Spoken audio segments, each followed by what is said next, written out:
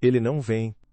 A frase foi um sussurro, um veneno destilado no ar pesado da igreja, mas para Sofia, soou como um trovão que estilhaçou o vitral de sua vida perfeitamente construída. O mundo parou por um instante eterno, suspenso em uma bolha de incredulidade e humilhação pública. O cheiro dos lírios brancos, que minutos antes representava a pureza de uma promessa, tornou-se enjoativo, quase fúnebre, o perfume de um velório para seus sonhos. O peso do vestido de seda, uma criação exclusiva avaliada em dezenas de milhares de reais, de repente a sufocava, transformando-se em uma mortalha de expectativas desfeitas e vergonha palpável. Seus olhos, que brilhavam com a alegria de uma noiva apaixonada, agora fixavam o altar vazio, um palco montado para uma peça trágica que não teria seu ato final. Cada segundo de silêncio se esticava em uma eternidade de agonia. Os murmúrios começaram a crescer entre os convidados, uma onda de pena e curiosidade mórbida que a engolia viva, dissecando sua dor. Como ele pôde fazer uma coisa dessas? Ouviu uma tia distante cochichar. Coitada da Sofia, que vergonha para a família. Ela sentia centenas de olhos cravados em suas costas, transformando seu momento mais sonhado no espetáculo mais comentado do ano. O controle e a perfeição, tudo pelo que ela vivera, escorria por entre seus dedos como areia fina. Ela não era mais a herdeira, a noiva radiante. Era o escândalo. Eu preciso sair daqui, mas como? Pensou, sentindo as pernas fraquejarem sob o peso da realidade. A música do órgão parou abruptamente, deixando um silêncio ainda mais pesado e acusador. Sofia, querida, nós precisamos sair daqui com um pingo de dignidade. Sua mãe, Beatriz, sibilou ao seu lado, o rosto uma máscara de pânico controlado, mais preocupada com as aparências do que com o coração partido da própria filha. A palavra dignidade soou como uma piada cruel, um tapa em seu rosto já marcado pela dor. Onde estava a dignidade em ser publicamente abandonada no altar, na Rabame? Frente de todos que importavam de toda a alta sociedade de São Paulo? Onde estava a honra em se tornar o assunto do dia, a noiva rejeitada cujo noivo, Damião, nem sequer se deu ao trabalho de inventar uma desculpa? Dignidade? Que dignidade sobrou, mamãe? Acabou tudo, ela respondeu, a voz trêmula, mas com uma nova e perigosa centelha de desafio surgindo das cinzas de sua desolação. O pânico em seu peito começou a se transformar em uma fúria fria e calculista. Ela não seria a vítima. Ela não daria a Damião, ou a qualquer um ali, o prazer de vê-la desmoronar completamente. Eu não vou sair daqui como a coitada. Eu não vou dar a ele essa vitória, pensou ela, uma determinação de ferro endurecendo seu coração partido. Eu vou me casar hoje, custe o que custar. Ela se virou, ignorando os chamados desesperados de sua mãe, e começou a andar. Não para a saída dos fundos, o caminho da vergonha, mas para a porta principal, para a luz do dia, para a rua. Cada passo era uma declaração de guerra contra a humilhação, uma afirmação de que ela ainda controlava seu próprio destino, mesmo que o mundo achasse que não. Se você gosta deste tipo de conteúdo, não se esqueça de se inscrever em nosso canal. Publicamos vídeos todos os dias, e dê um like no vídeo se você gosta desta história. E nos deixe nos comentários contando de onde você é e a que horas nos escuta. Ao sair para a imponente escadaria da igreja, a luz forte do sol a cegou por um instante, forçando-a a piscar para se acostumar com a realidade crua do mundo exterior. O ar da cidade, poluído e vibrante com os ruídos do trânsito, encheu seus pulmões, um choque de realidade que a trouxe de volta de seu torpor. E então, em meio ao caos de seus pensamentos, ela ouviu. Sentado no último degrau, completamente alheio ao drama que se desenrolava lá dentro, estava um homem. Suas roupas eram gastas e manchadas, seu rosto marcado pelo tempo e pela dureza da vida nas ruas, mas seus olhos eram de um azul claro, e continham uma calma profunda que contrastava violentamente com o turbilhão que a consumia. Era Mateus, um morador de rua, que ela via ali quase todos os dias, um rosto anônimo na paisagem urbana, que naquele exato momento se tornou o centro de seu universo caótico e em colapso. Ele não a olhava com pena ou curiosidade mórbida, como todos os outros. Ele a olhava com uma observação silenciosa, como se visse não o vestido caro ou o escândalo iminente, mas a alma ferida por trás de tudo. Em um impulso que desafiava toda a lógica, toda a sua criação, Sofia desceu os degraus, o som do tecido de seda arrastando no mármore, sendo o único ruído em meio ao silêncio chocado dos convidados que a seguiram até a porta. É ele. Tem que ser ele, pensou, a loucura do plano parecendo a única coisa sã a se fazer. Você, ela disse, a voz surpreendentemente firme, quebrando o silêncio atônito que se instalara na entrada da igreja. Você quer se casar comigo? Mateus levantou o olhar, a confusão genuína estampada em seu rosto cansado. Ele piscou várias vezes, certo de que estava imaginando coisas, ou que aquela mulher, que parecia ter saído de um sonho, estava delirando por causa de algum sofrimento inimaginável. Um murmúrio chocado percorreu a pequena multidão que se formara na porta. A mãe de Sofia soltou um grito abafado, levando a mão à boca. Ela enlouqueceu de vez. Meu Deus, o que vão pensar de nós? Alguém cochichou, o veneno da fofoca já se espalhando. Mateus olhou para os lados, procurando alguma câmera escondida, depois voltou o olhar para ela. Comigo? Senhora, com todo respeito, acho que você não está bem, ele respondeu, a voz rouca, mas inegavelmente respeitosa. Ele não via uma oportunidade de ouro, como muitos fariam. Ele via uma mulher em um estado de sofrimento profundo. Essa reação, essa completa ausência de ganância ou malícia, apenas solidificou a decisão insana de Sofia. Estou perfeitamente bem, eu te faço uma proposta clara. Um teto, comida, roupas, uma nova vida. Em troca você me dá seu nome. Hoje. Agora. Ela estendeu a mão, não como uma herdeira oferecendo caridade, mas como uma igual propondo um pacto de sobrevivência mútua. O que aconteceria se ele aceitasse? Isso é um erro terrível, uma loucura completa. Mas a dor que vejo nos olhos dela é tão real quanto a minha, pensou Mateus, sentindo o peso daquela proposta bizarra. Ele via o desespero dela, a necessidade visceral de tomar controle de uma situação incontrolável. Era um ato de pura rebeldia, não de amor, e por alguma razão inexplicável, ele entendia perfeitamente aquela necessidade de lutar. Sofia, pelo amor de Deus, pare com este circo, pense na nossa família, no nosso nome, o que seu pai vai dizer? Beatriz implorou, agarrando o braço da filha com força, as unhas cravando no tecido, delicado. Mas Sofia se desvencilhou com uma força que não sabia que possuía, o olhar fixo em Mateus. Nosso nome? O nome que Damião acabou de arrastar pela lama na frente de toda essa gente? Não, mãe, eu estou salvando o que restou dele. Da minha maneira, e não da sua. Seus olhos não deixaram os de Mateus nem por um segundo. Ele olhou para a mão estendida dela, uma mão delicada e pálida, e depois para os rostos arrogantes e chocados que os observavam. Ele conhecia aquele tipo de gente.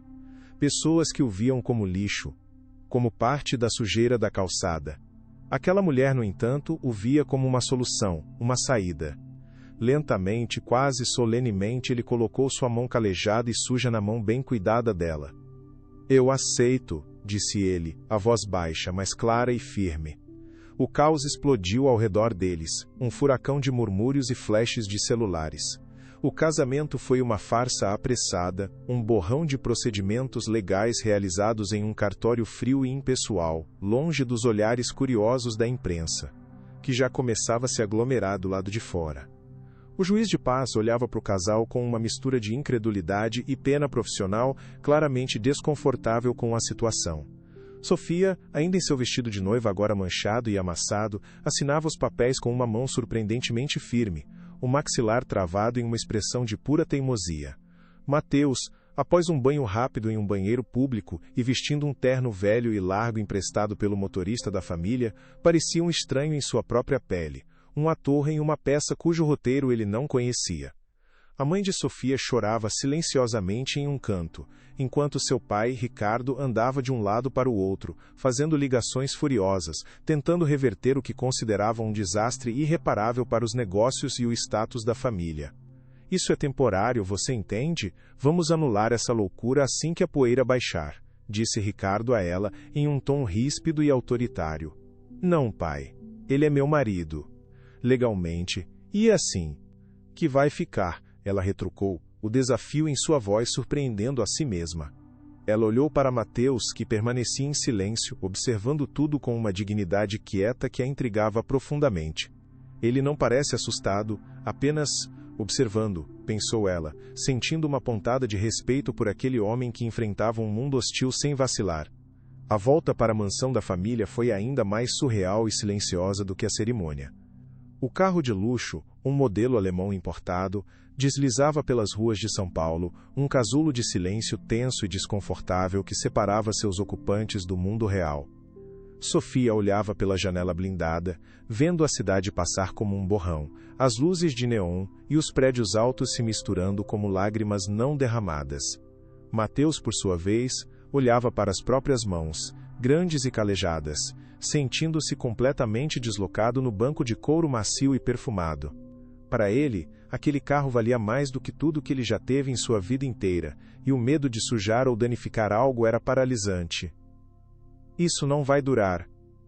Eles vão me chutar para fora na primeira oportunidade, assim que ela se cansar desse jogo, ele pensou, o pessimismo sendo seu escudo de sempre contra a decepção. Ao chegarem aos portões imponentes da mansão, os empregados os receberam com olhares disfarçados de espanto e desaprovação. A Cynthia Meio, casa, que deveria ser o cenário de sua festa de casamento com Damião, agora parecia um mausoléu, fria e opressiva. Sofia o guiou por corredores largos e salas suntuosas, levando-o a um dos quartos de hóspedes. Você pode ficar aqui, tem tudo o que precisa. Amanhã a gente conversa, ela disse, a voz exausta, evitando o olhar dele. Mas o que amanhã traria? Ela estava prestes a sair, ansiosa para se refugiar em seu próprio quarto, quando notou a pequena mochila surrada que ele segurava com uma firmeza quase protetora, como se contivesse todos os seus tesouros. É tudo o que você tem no mundo? Ela perguntou, a curiosidade superando o constrangimento do momento, a pergunta saindo mais direta do que pretendia. Mateus assentiu, o gesto com que apertava a alça da mochila não passou despercebido por ela. Havia uma história ali. São apenas algumas coisas. Umas trocas de roupa, um livro velho, ele começou a dizer, mas hesitou, o olhar desviando por um segundo. Havia algo mais. Algo que ele guardava com um cuidado especial, algo que definia quem ele era. Sofia sentiu um impulso forte de perguntar, de invadir aquele pequeno espaço de privacidade que ele ainda mantinha, mas se conteve no último instante. Ela já tinha virado a vida dele de cabeça para baixo de uma forma inimaginável. Tinha o direito de saber mais? Se precisar de qualquer coisa, é só chamar a Lúcia, a governanta, ela disse por fim, a voz mais suave, virando-se para sair. A porta se fechou com um clique suave, deixando Mateus sozinho no luxo estéril do quarto. Ele suspirou, abriu a mochila e tirou seu bem mais precioso. Não era um livro qualquer. Era um velho asterisco por diário por de capa de couro gasta, com as páginas amareladas pelo tempo. Ele o segurou, o único elo com um passado que ele mal conseguia lembrar. Sofia, em seu próprio quarto, finalmente deixou o peso esmagador do dia desabar sobre ela. Com gestos mecânicos, tirou o vestido caro, deixando-o cair no chão como uma pele descartada, um símbolo de seu fracasso. Entrou no chuveiro, esperando que a água quente pudesse lavar não apenas a maquiagem borrada, mas a humilhação, a dor, a confusão que a consumiam. Mas as imagens continuavam a piscar em sua mente, implacáveis. O altar vazio, os olhares de pena e desprezo, o rosto calmo de Mateus em meio ao caos, a assinatura fria no cartório. Casei com um morador de rua. Meu Deus, o que foi que eu fiz? Ela se perguntava repetidamente, a cabeça encostada nos azulejos frios do banheiro. Foi um ato de vingança contra Damião? Um grito desesperado de socorro? Ou simplesmente a atitude mais estúpida e impensada de sua vida? Ela não tinha respostas, apenas um vazio imenso no peito. Sentia-se completamente à deriva, em um mar desconhecido e perigoso, e o homem no quarto ao lado era um completo estranho. uma âncora que ela mesma havia jogado na esperança de não afundar. A ingenuidade que a levara a confiar em Damião era a mesma que a levara a fazer aquela proposta a Mateus. Algo estava prestes a romper. Ela sentia isso nos ossos, uma tensão que prometia explodir a qualquer momento, mas o que ninguém esperava era a natureza dessa explosão. Enquanto isso, a notícia se espalhava como fogo em palha seca pela cidade. As redes sociais explodiram com a história da herdeira Sofia Lins, que, abandonada no altar, casou-se com um homem em situação de rua minutos depois. Manchetes sensacionalistas já estavam sendo escritas pelos tabloides, com fotos borradas tiradas por convidados. Na mansão vizinha, a família de Damião estava em polvorosa, não por remorso, mas por fúria. Helena, sua mãe, uma socialite implacável, vociferava ao telefone. Eu não acredito na audácia daquela garota, casar com um indigente, só para nos provocar. Isso não vai ficar assim, ela vai pagar caro por essa humilhação. Damião, por sua vez, observava a histeria de sua mãe com um sorriso de escárnio nos lábios. A reação de Sofia o divertia imensamente. Ele não sentia um pingo de remorso, apenas um senso de poder e controle. Ela acha que pode me desafiar? Ela não faz a menor ideia de com quem está lidando, pensou ele, servindo-se de um copo de uísque caro. No quarto de hóspedes, Mateus sentia as paredes de luxo se fechando sobre ele. O silêncio da mansão era mais ensurdecedor do que o barulho constante da rua. Ele se sentia um impostor, um peão em um jogo que não entendia. Eles vão descobrir. Vão descobrir que não sou ninguém e me jogar de volta de onde vim, pensou. O medo sendo uma companhia constante. O telefone de Sofia tocou, o som estridente quebrando o silêncio pesado de seu quarto. Era um número desconhecido. Hesitante, ela atendeu, o coração martelando no peito. Sofia, é o Damião. A voz dele, calma e arrogante, foi como um soco no estômago, tirando-lhe o ar. O que você quer? Ela cuspiu, o ódio fervendo em suas veias, substituindo a tristeza. Só liguei para dar os parabéns pelo casamento. Ouvi dizer que você arrumou um substituto rapidamente. Bem à sua cara, sempre preocupada com as aparências. Mas devo dizer, casar com um mendigo? Isso foi um novo nível de desespero, até mesmo para você, ele disse, cada palavra gotejando veneno e desprezo. Sofia sentiu o sangue subir ao rosto. Não se atreva a falar dele. Você não tem esse direito, você me humilhou, Damião. Ele riu do outro lado da linha, uma risada fria e sem humor. Eu te fiz um favor. Você não estava pronta para ser minha esposa? Agora, aproveite sua nova vida no lixo, que é onde você e seu novo marido pertencem. E desligou. As palavras dele ecoaram no quarto, cruéis e definitivas. A humilhação íntima a cortou profundamente, mais do que o abandono público. Não era sobre o casamento. Era sobre poder e crueldade. Eu sou mais forte que isso. Eu preciso ser, pensou, enxugando as lágrimas com as costas da mão. Na manhã seguinte, a atmosfera na mansão era glacial. Durante o café da manhã, servido em uma mesa longa e vazia, o silêncio entre Sofia e Mateus era denso o suficiente para ser cortado com uma faca. Os empregados se moviam ao redor deles como fantasmas, evitando o contato visual. Precisamos estabelecer algumas regras, ela começou, adotando um tom de negócios para mascarar sua vulnerabilidade. Isso é um acordo, um contrato. Você terá um lugar para morar, comida, roupas e o que mais precisar. Em troca, preciso que você mantenha as aparências, que seja meu marido, em público, em eventos, na frente da minha família. A palavra marido soava estranha e artificial em sua boca, uma formalidade que contrastava violentamente com a intimidade do ato que os uniu.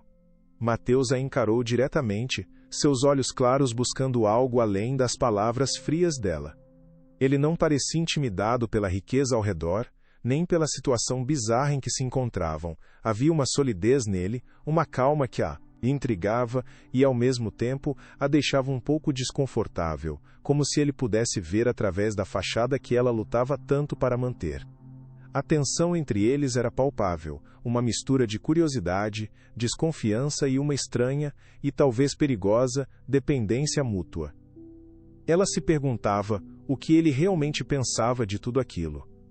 E em particular, Mateus perguntou, sua voz calma quebrando o monólogo dela, os olhos claros a encarando diretamente sem rodeios. A pergunta a pegou completamente de surpresa. Ela esperava submissão, ou talvez um deslumbre com a nova vida, mas não aquela confrontação direta e tranquila. Em particular, somos dois estranhos que fizeram um acordo, nada mais. Respeito mútuo, é tudo o que peço, ela respondeu, tentando recuperar o controle da conversa. Ele assentiu lentamente, processando as palavras dela. Eu entendo. E eu não quero seu dinheiro, Sofia. Quero que saiba disso, só quero uma chance. Uma oportunidade de recomeçar, de ter um endereço, de ser vis-assunto, como gente de novo. Sua honestidade era desarmante e desconcertante. Não havia um pingo de malícia ou interesse material nele, apenas uma dignidade ferida.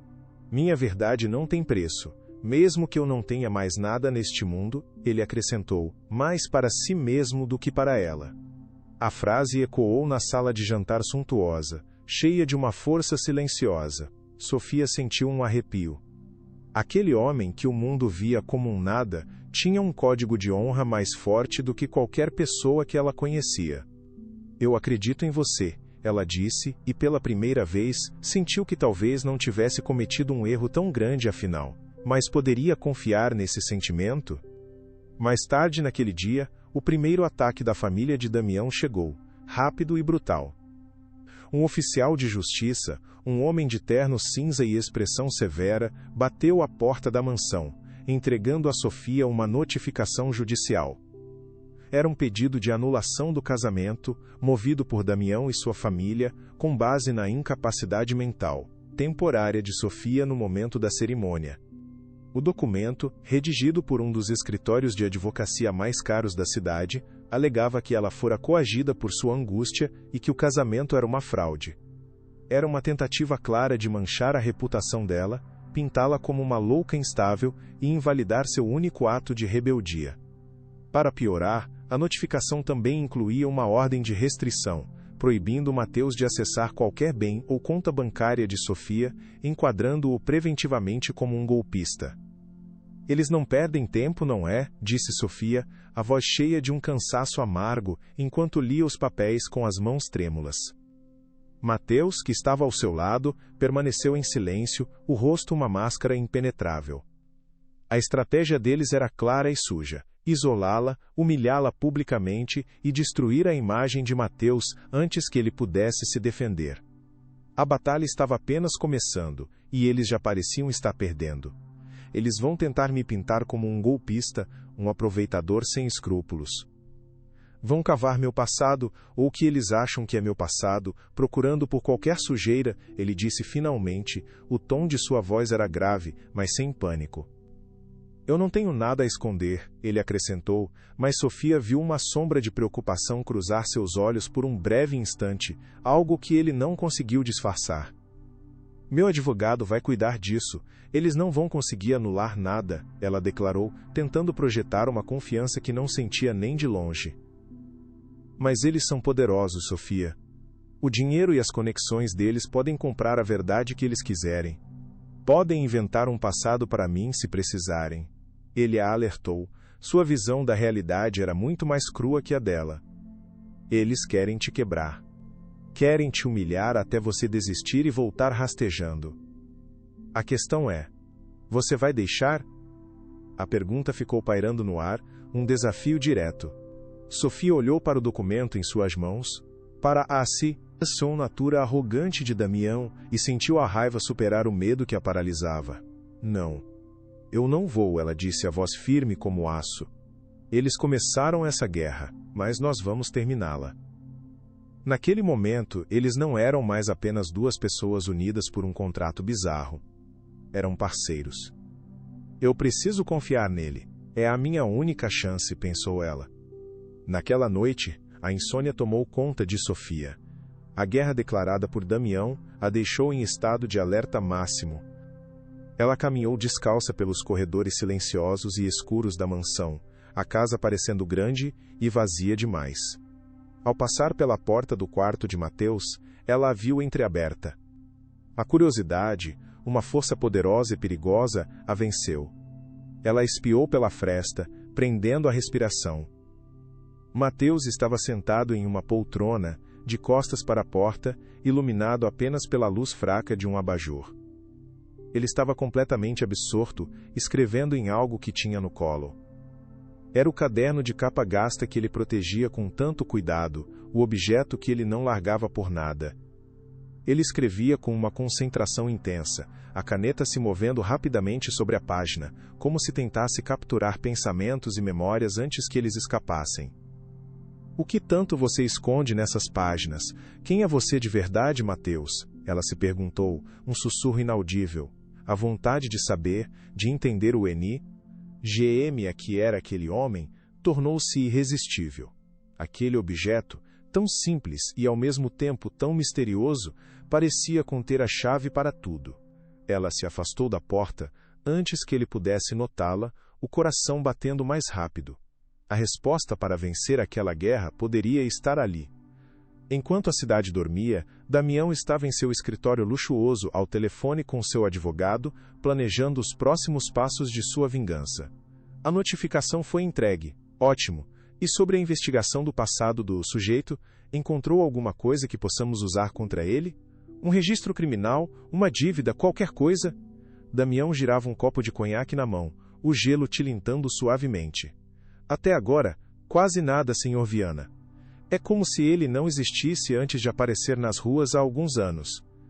Nenhum registro, nenhum documento antigo. Um fantasma, explicou o advogado, frustrado.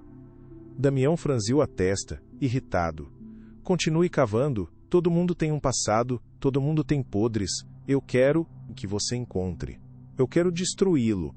Quero que Sofia implore pelo meu perdão de joelhos. O veneno em sua voz era palpável, a crueldade era sua principal motivação. Enquanto isso, plante histórias na imprensa, espalhe rumores, crie uma narrativa de que ele é um criminoso perigoso, um golpista que se aproveitou da fragilidade emocional dela.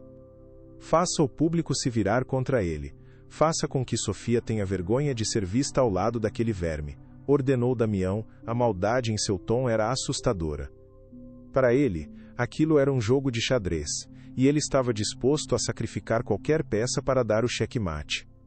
Ela vai se arrepender do dia em que nasceu, pensou com satisfação. O dia seguinte amanheceu cinzento e chuvoso, refletindo o estado de espírito de Sofia. Ela decidiu que não podia mais ficar na defensiva, precisava agir. Ela encontrou Mateus no pequeno jardim de inverno, um refúgio de vidro e plantas dentro da mansão. Eu preciso te perguntar uma coisa, Mateus. E preciso que você seja 100% honesto comigo, sem esconder nada.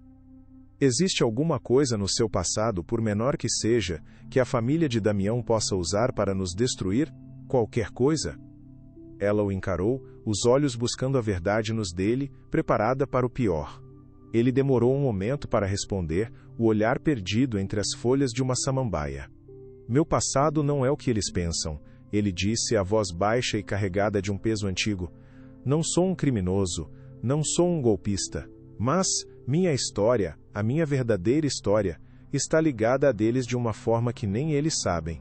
Ou talvez, eles saibam e seja exatamente por isso que Damião fez o que fez. A revelação a atingiu como uma onda de água fria. O que você quer dizer? Como assim você está ligado a eles? Ele balançou a cabeça, parecendo lutar contra as próprias memórias. É complicado. São apenas fragmentos, memórias de uma criança assustada. Ele hesitou, e então tomou uma decisão. Acho que é hora de você saber. Ponto. Ele a levou de volta ao seu quarto, o silêncio entre eles pesado de expectativa. O coração de Sofia batia descontroladamente com a antecipação e o medo do que estava por vir. Ele foi até a pequena mochila que ficava sempre ao lado de sua cama, seu único pertence de valor, e tirou de dentro dela o caderno de capa de couro. Ele o segurou por um instante, o olhar distante, como se estivesse se despedindo de uma parte de si mesmo, e então o estendeu para ela. Tudo o que eu sei ou que acho que sei, sobre quem eu sou, está aqui dentro, ele disse, a voz embargada por uma emoção que ele tentava controlar. Sofia pegou o objeto, as mãos tremendo levemente. Era mais pesado do que parecia. Pesado com o peso de uma vida de segredos e perguntas sem resposta. Ela olhou para Mateus, para seu rosto expectante e vulnerável, e depois para o caderno em suas mãos. Você confia em mim para ler isso? Para saber tudo? Ela perguntou, a voz quase um sussurro, sentindo a responsabilidade daquele momento. Aspas. Eu acho que preciso confiar, ele respondeu. Se vamos lutar juntos, você precisa saber contra o que e contra quem estamos realmente lutando. Sofia sentiu, sentindo a magnitude daquele momento. Aquele caderno era a história de Mateus, e ela tinha a sensação de que também era a chave para o seu futuro. Ela se sentou na beira da cama, o caderno em seu colo, sentindo a textura gasta do couro sob seus dedos. Com o coração na boca, abriu na primeira página. A caligrafia era irregular, às vezes quase infantil, outras vezes mais firme e apressada, como se escrita por alguém em pânico. Eram anotações desconexas, desenhos de lugares que ela não reconhecia, listas de nomes. E no meio da página, um nome se destacava, circulado várias vezes com força: Otávio Viana. O nome do pai de Damião. Ao lado do nome, uma anotação curta, escrita com a letra de uma criança. Ele prometeu ao meu pai. Ele prometeu que cuidaria de mim. Um arrepio percorreu a espinha de Sofia, gelando seu sangue. Aquilo não era uma coincidência. A conexão era real, profunda e perigosamente antiga. A história que ela estava prestes a ler não era apenas sobre um casamento desfeito ou uma vingança pessoal. Era sobre uma promessa quebrada, uma herança roubada e uma verdade que fora enterrada por décadas. A batalha que se avizinhava seria muito mais perigosa do que ela imaginava. E o que estava em jogo não era apenas sua reputação, mas a própria vida e identidade do homem que agora era seu marido. Ela finalmente entendeu o pânico de Damião. Não era sobre ela, era sobre ele. Meu Deus, é muito pior do que eu pensava, sussurrou para si mesma. Com as mãos trêmulas, Sofia continuava a folhear as páginas amareladas, cada anotação revelando um pouco mais da névoa que encobria o passado de Mateus. O cheiro de papel velho e poeira enchia o ar, um aroma de memórias esquecidas. A menção ao pai de Damião não era um delírio, era uma âncora em um oceano de incertezas, uma pista sólida que precisava ser seguida até o fim, custasse o que custasse. Otávio Viana, o que ele te prometeu, Mateus? Por que o nome dele está aqui, escrito com a letra de uma criança desesperada e confusa? Ela perguntou em um sussurro, a voz baixa, quase com medo da resposta que poderia vir daquelas memórias fragmentadas. Mateus, que observava cada ação dela com uma intensidade silenciosa e dolorosa, se aproximou lentamente como se temesse assustar os próprios fantasmas. Ele apontou para um pequeno desenho no canto de uma página, um esboço infantil de duas figuras de mãos dadas em frente a um grande portão de ferro forjado, com arabescos complexos. Eu não me lembro de tudo com clareza. São flashes, como pedaços de um sonho ruim que insiste em voltar. Lembro de um homem alto, com uma voz que parecia um trovão, me dizendo para não ter medo, que tudo ficaria bem. Ele disse que meu pai era um grande amigo e que ele cuidaria de mim para sempre, uma promessa que ecoou na minha cabeça por anos, disse Mateus, os olhos perdidos na memória distante e dolorosa. Esse homem, eu tenho quase certeza que era Otávio Viana. E aquele portão era o portão da casa dele, da mansão onde Damião cresceu, o lugar que deveria ter sido meu refúgio. Sofia sentiu um calafrio percorrer sua espinha. A história era muito mais pessoal, muito mais perigosa do que ela jamais poderia ter imaginado. Ele te abandonou. Ele quebrou a promessa da forma mais cruel. Ela sussurrou, a raiva começando a borbulhar dentro dela, uma raiva protetora que a surpreendeu por sua força avassaladora. Essa promessa é a chave de tudo, pensou ela, a origem da ruína dele e talvez a nossa única arma. Abandonou é uma palavra suave demais para o que aconteceu comigo. Mateus respondeu, o tom de voz sombrio, carregado de uma dor antiga que parecia nunca cicatrizar completamente, uma ferida aberta na alma. Eu me lembro de ter ficado na casa deles por um tempo, talvez algumas semanas, não sei ao certo. Era um palácio de mármore frio, silencioso demais. Lembro de um menino loiro um pouco mais velho que que me olhava com raiva o tempo todo, como se eu fosse um intruso em seu reino particular. Ele pegava meus poucos brinquedos, quebrou o único boneco que eu tinha do meu pai, me empurrava quando nenhum adulto estava olhando. Eu tenho certeza que era o Damião, a mesma crueldade já estava em seus olhos, um brilho de desprezo que eu nunca esqueci. A revelação caiu sobre Sofia como uma pedra, conectando os pontos de uma maldade que vinha de muito antes do altar, de muito antes dela entrar em cena. A crueldade de Damião não era recente, era uma característica enraizada. Depois de um tempo, me levaram para um lugar com muitas outras crianças. Um lugar frio e impessoal. Um orfanato. Disseram que seria melhor para mim, que eu teria amigos da minha idade para brincar. Otávio me visitou uma única vez, me trouxe um carrinho de madeira e prometeu que voltaria logo, que era só por um tempo. Ele nunca mais voltou, continuou Mateus, sua voz falhando por um breve instante antes de ele recuperar a compostura. Eu esperei por ele todos os dias, por anos. Ficava olhando o portão, esperando aquele carro grande e preto aparecer na esquina. Até que um dia, eu simplesmente parei de esperar. Sofia sentiu as lágrimas arderem em seus olhos, não de pena, mas de uma fúria impotente e gelada. Eles não apenas o abandonaram, pensou ela. Eles tentaram apagar a existência dele. Nós precisamos de provas concretas, Mateus. Provas irrefutáveis. Memórias de infância, por mais dolorosas e reais que sejam para você, não serão suficientes em um tribunal contra o poder dos Viana, ela disse, a mente já trabalhando, calculista, o choque dando lugar a uma determinação fria como aço. Eles vão alegar que são fantasias de um homem desesperado querendo dinheiro, vão nos humilhar ainda mais. Eu sei que não é suficiente. É por isso que eu nunca tentei nada antes. Quem acreditaria em mim? Um morador de rua contra uma das famílias mais poderosas e influentes da cidade? Ele disse. A resignação em sua voz era palpável e dolorosa, o resultado de anos de invisibilidade e descrença. Mas talvez tenha algo mais aqui, algo que eu não entendi na época. Ele pegou o asterisco diário por de volta, folheando as páginas com uma familiaridade que vinha de anos de estudo solitário e esperança minguante. Eu escrevi tudo o que eu conseguia lembrar, cada detalhe, cada nome que ouvi usar cá para adultos cochichando pelos cantos daquela casa enorme. Eu desenhava os rostos para não esquecer, para que eles não se apagassem da minha mente. Ele parou em uma página que continha vários nomes e datas, anotados com uma caligrafia que mudava ao longo do tempo, de infantil para a de um jovem adulto. Eu não sei o que a maioria disso significa, são apenas palavras. Sofia se inclinou para ver o olhar percorrendo a lista. Fundação Pró-Infância. Doação anônima. Legado Alencar. Eram fragmentos, peças de um quebra-cabeça que parecia impossível de montar. Alencar? Esse era o sobrenome do seu pai? Ela perguntou, o coração começando a bater mais rápido. Mateus assentiu. Sim.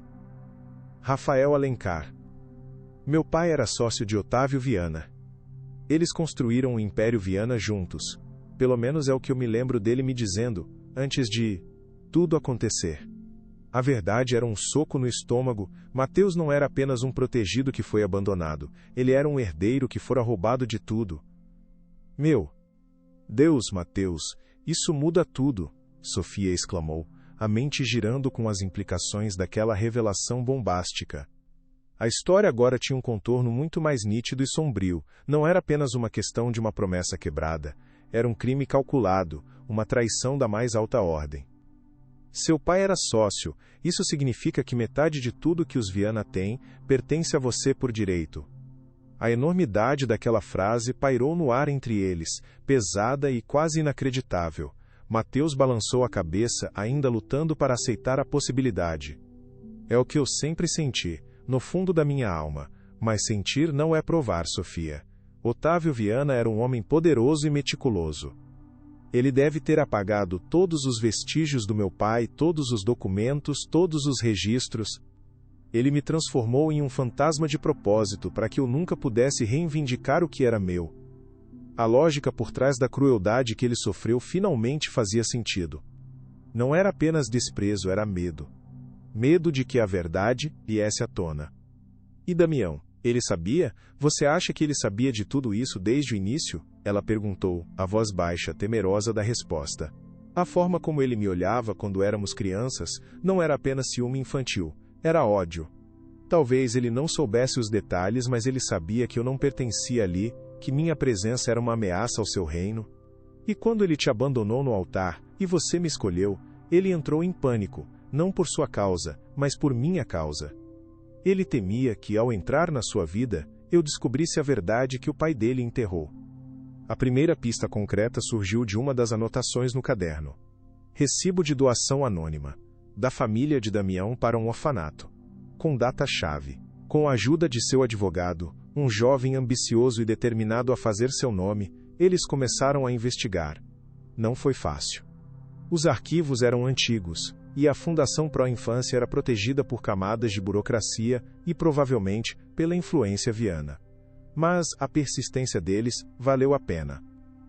Após semanas de pressão legal, eles conseguiram acesso aos registros financeiros do orfanato daquela época.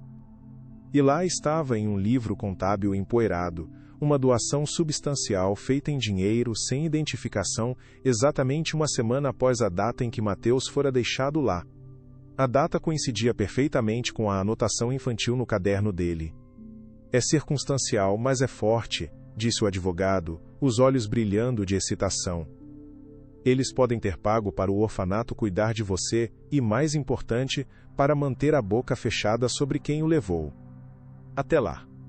A segunda pista foi ainda mais difícil de encontrar.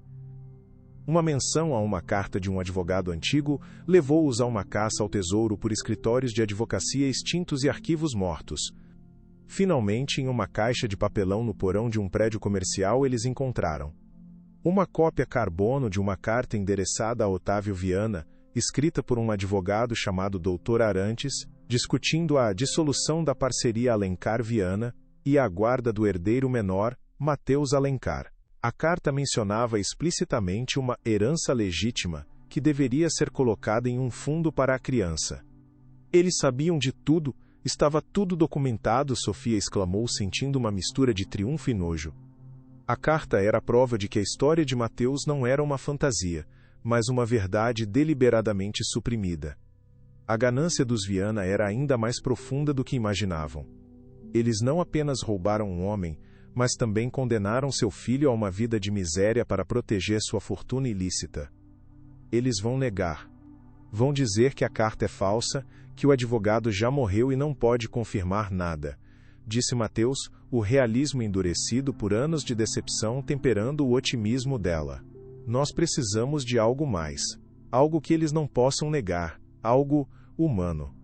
Foi então que Sofia se lembrou de outra coisa que viu no caderno. Um pequeno e detalhado desenho de um rosto gentil, com olhos tristes e um bigode espesso. Abaixo do desenho uma única palavra, Alberto. Quem é Alberto, Mateus? Você se lembra dele? Ela perguntou. Mateus franziu a testa, vasculhando as profundezas de sua memória. Alberto, ele era o motorista. Lembro que ele me deu um pedaço de chocolate uma vez, quando me viu chorando no jardim. Seus olhos eram gentis, ele era o único que não me olhava com medo ou pena. Um fio de esperança se acendeu nos olhos de Sofia. Um empregado antigo. Alguém que viu tudo, que ouviu tudo, alguém que poderia ser a testemunha viva que eles precisavam desesperadamente.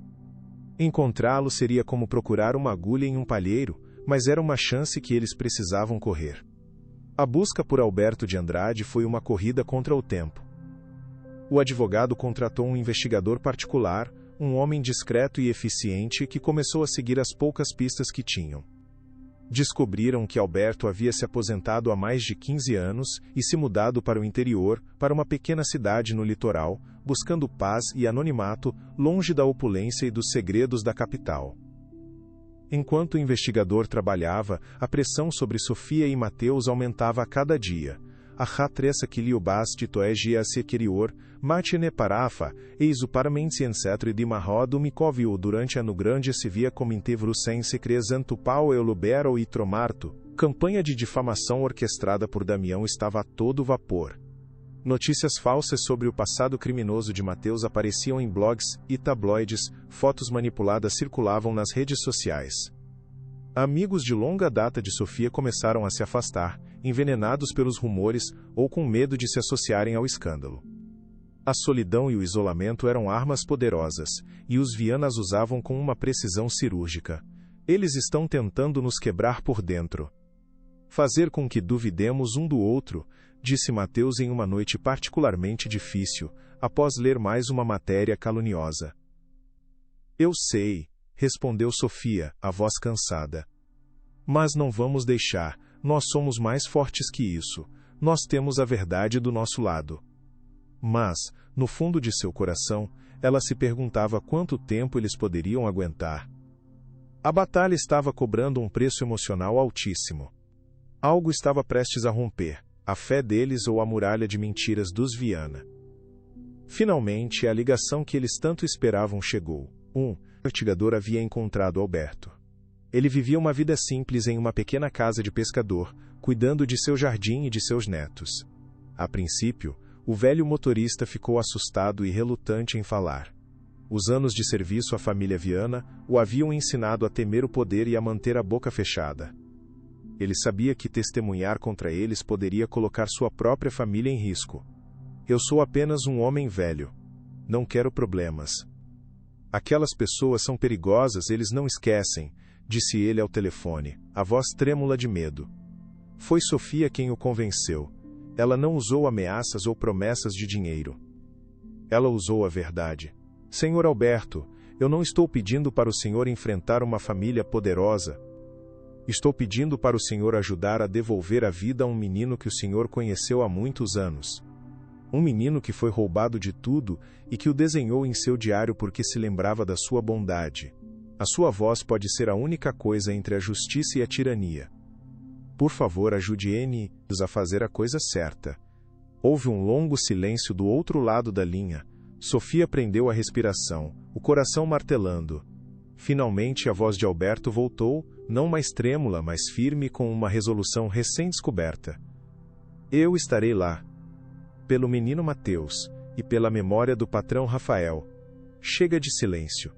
Naquele momento, a maré da guerra começou a virar. A preparação para a audiência foi intensa. O advogado de Sofia e Mateus trabalhou dia e noite, montando o caso peça por peça, como um quebra-cabeça complexo. Cada documento, cada testemunho, cada anotação do caderno era uma arma em seu arsenal. Eles mantiveram a existência de Alberto em segredo absoluto, planejando usá-lo como o elemento surpresa que desequilibraria completamente a defesa dos Viana. Na noite anterior à audiência, a tensão na mansão era quase insuportável. Sofia mal conseguia comer, a ansiedade revirando seu estômago. Mateus estava quieto, perdido em seus próprios pensamentos, o peso de uma vida inteira de injustiça prestes a ser julgado. Você está com medo? Ela perguntou a ele, quebrando o silêncio. Ele a olhou, os olhos azuis profundos e cheios de uma emoção que ela não conseguia decifrar. Eu passei a minha vida inteira com medo, Sofia. Medo de desaparecer, de ser esquecido, de nunca saber quem eu sou. Amanhã, pela primeira vez, eu não estou com medo de perder. Estou com medo de ganhar. E se tudo for verdade? O que eu faço com uma vida que não era para ser minha? A vulnerabilidade em sua pergunta a tocou profundamente. Não é uma vida que não era para ser sua. É a vida que eles roubaram de você. E você não terá que descobrir o que fazer com ela sozinho. Eu estarei com você, a cada passo do caminho, ela prometeu, e naquele momento a promessa soou menos como parte de um contrato e mais como um voto sincero. Eu não sei o que sinto por ele, mas é forte, é real, pensou ela. No dia da audiência, Damião e sua família chegaram ao fórum com a arrogância de quem já se considera vitorioso. Eles sorriam para as câmeras, acenavam para conhecidos, projetando uma imagem de calma e confiança inabalável.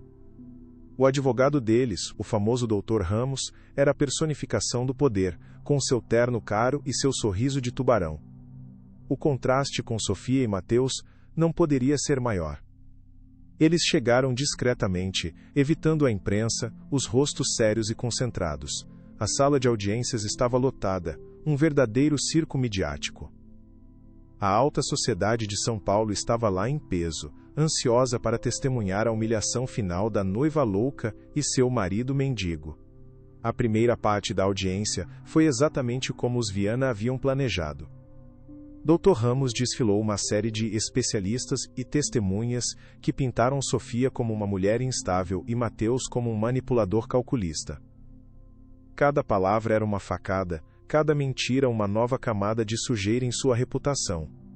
Sofia sentia os olhares de desprezo e pena queimando sua pele. A humilhação era palpável, sufocante. Ela olhou para Damião, que a encarava com um sorriso triunfante, o mesmo sorriso que ele tinha quando derramou champanhe em seu vestido de noiva na frente de todos, um ato de humilhação pública que ela agora entendia como um aviso. Ele se deleitava com o sofrimento dela. Algo estava prestes a romper. Sua coragem estava no limite. Não vou chorar. Não vou dar a ele essa satisfação, ela repetia para si mesma como um mantra. A atmosfera na mansão havia mudado sutilmente nas semanas que antecederam o julgamento. A tensão da batalha legal iminente forçou Sofia e Mateus a uma aliança que ia além do contrato inicial. Eles passavam horas juntos no escritório do pai dela, debruçados sobre documentos, conectando os pontos de uma conspiração que se estendia por décadas. Nessas longas noites, as barreiras entre eles começaram a ruir. Ela via nele não mais um morador de rua que resgatou por impulso, mas um homem de inteligência aguçada, resiliência inabalável e uma dignidade que a humilhava. Ele via nela não a herdeira mimada, mas uma mulher de força surpreendente, com um senso de justiça feroz que se tornara sua maior defesa. Uma noite, exaustos, ela adormeceu sobre uma pilha de papéis. Ele a cobriu com um cobertor e ficou observando-a por um longo tempo, uma ternura inesperada crescendo em seu peito. Ela está arriscando tudo por mim, por um estranho. Por quê? Ele se perguntou, confuso com a intensidade de seus próprios sentimentos. Quando ela acordou, encontrou-o ainda ali, vigilante. Você não dormiu? Ela perguntou, a voz rouca de sono. Eu não queria te deixar sozinha. Ele respondeu simplesmente. Naquele momento, algo mudou. A solidão que ambos carregavam dentro de si encontrou um espelho, um alívio. Mas o que significava essa nova conexão? A mini humilhação íntima veio na forma de uma visita inesperada. Helena Viana apareceu na mansão sem ser anunciada, com a desculpa de tentar conversar civilizadamente. Sua verdadeira intenção, no entanto, era intimidar e ferir. Ela encontrou Sofia sozinha na biblioteca. Minha querida, eu vim aqui como uma mãe, de coração partido, para implorar que você pare com essa loucura, começou Helena, a voz pingando falsa preocupação. Você está destruindo seu nome, sua família, e por quê? Por ele? Ela fez um gesto de desprezo em direção à porta, como se a mera presença de Mateus na casa a contaminasse. Seu dinheiro compra um sobrenome. Mas nunca a decência, ela sibilou, a máscara de simpatia caindo para revelar a cobra por baixo. Você pode vesti-lo com roupas caras, mas ele sempre terá o cheiro da rua. E agora, você também. As palavras foram calculadas para atingir o ponto mais fraco de Sofia, seu medo do ridículo, sua obsessão com as aparências. Por um momento a velha Sofia vacilou, a vergonha queimando em seu rosto. Mas então, ela olhou nos olhos frios de Helena e viu não a superioridade, mas o medo. O medo desesperado de uma mulher que estava prestes a perder tudo. O único cheiro que sinto nesta sala, Helena, é o da sua hipocrisia e do seu desespero. Agora, por favor, saia da minha casa, respondeu Sofia, a voz calma e cortante. A vitória foi pequena, mas imensamente satisfatória. A humilhação pública foi ainda mais cruel, orquestrada por Damião em um evento de caridade que Sofia se sentiu obrigada a comparecer para manter as aparências. Era o primeiro evento social deles como um casal. A tensão era palpável assim que eles entraram. Os cochichos pararam, os olhares se viraram. Era como andar em uma arena de gladiadores. Damião os abordou, um copo de champanhe na mão, um sorriso predatório nos lábios. Sofia? E, o noivo, disse, o desprezo evidente. Vejo que você o limpou bem, quase parece gente.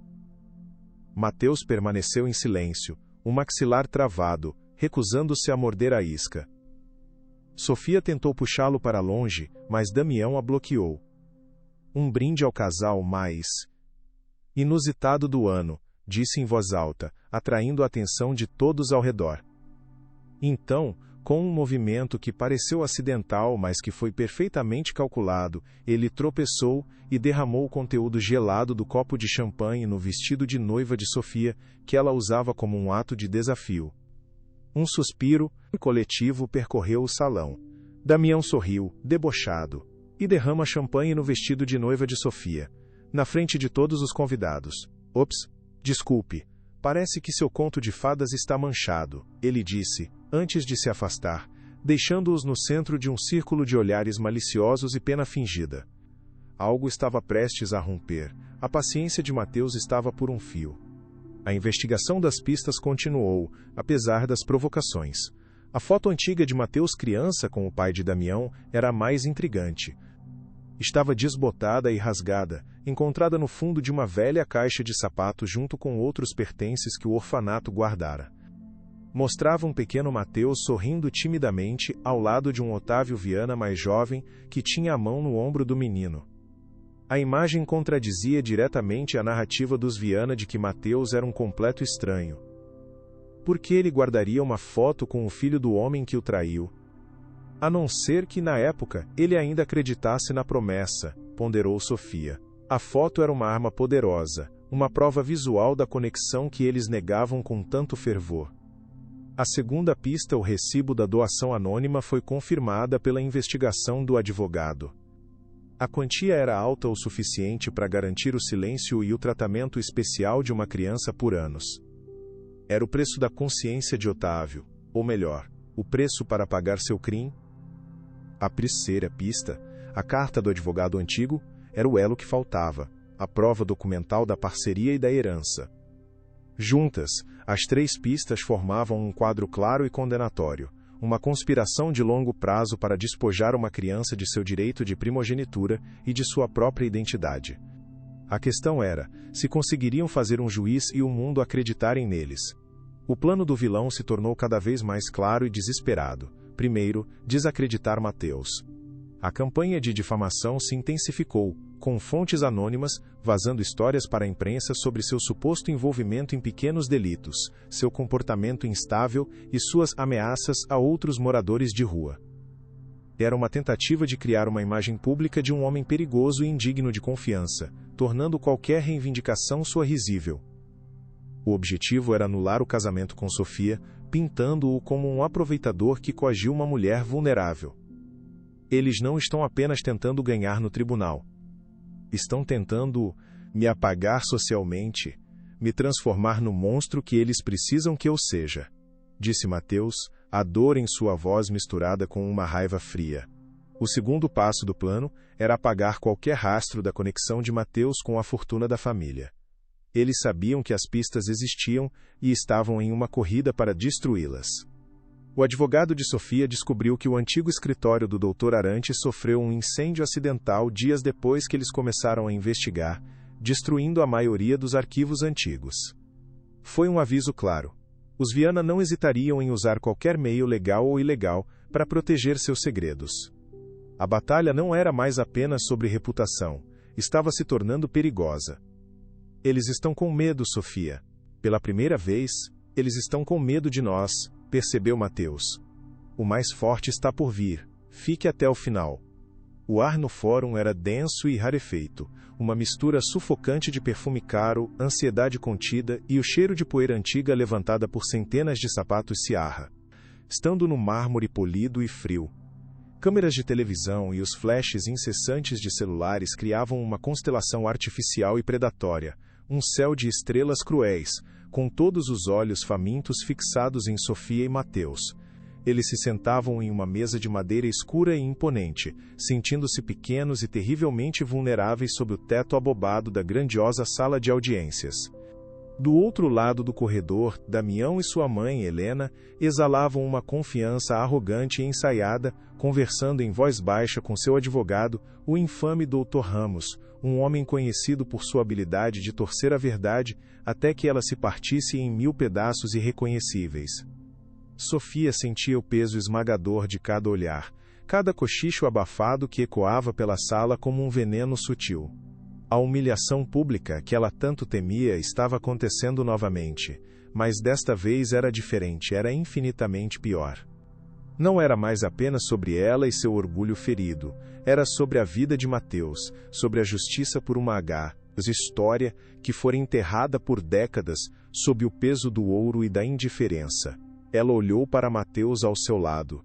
Ele estava quieto, as mãos calejadas pousadas sobre os joelhos, o rosto uma máscara de calma tensa. Estou com você. Não importa o que aconteça aqui hoje, ela sussurrou, a voz quase inaudível, a mão dela encontrando a dele por baixo da mesa, um pequeno gesto de solidariedade em meio à arena de leões. Ele apertou a mão dela de volta, um gesto firme e grato. Eu sei, ele respondeu, sem tirar os olhos do juiz. O silêncio caiu como uma guilhotina quando o juiz bateu o martelo. Meritíssimo, o caso diante de nós hoje é de uma simplicidade trágica e ouso dizer, um tanto patética, começou o Dr. Ramos, levantando-se com a postura de um ator no palco, a voz ressoando com uma falsa solenidade que enojava Sofia até o fundo da alma.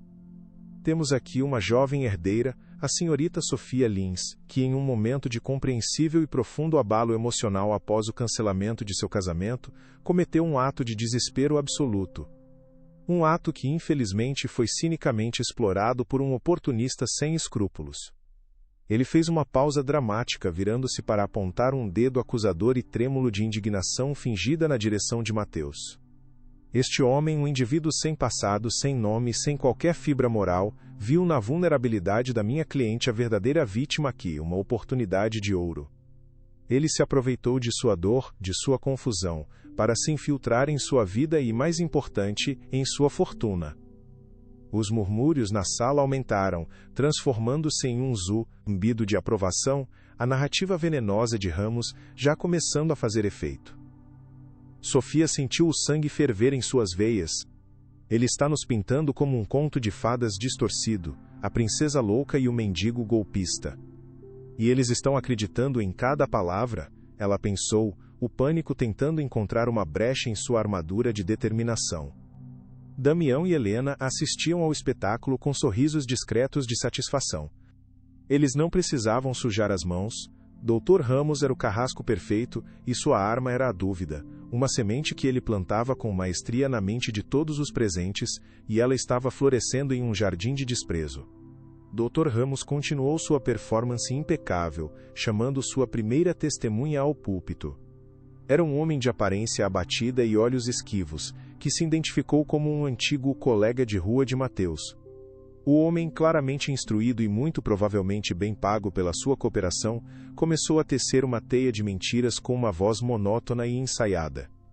Sim, eu conheço Mateus, ou, como a gente chamava ele, o Iblucivureca Fantasma. Porque ele era bom em aparecer e desaparecer, especialmente quando devia dinheiro para alguém, o que acontecia sempre, disse o homem, evitando a todo custo olhar diretamente para Mateus.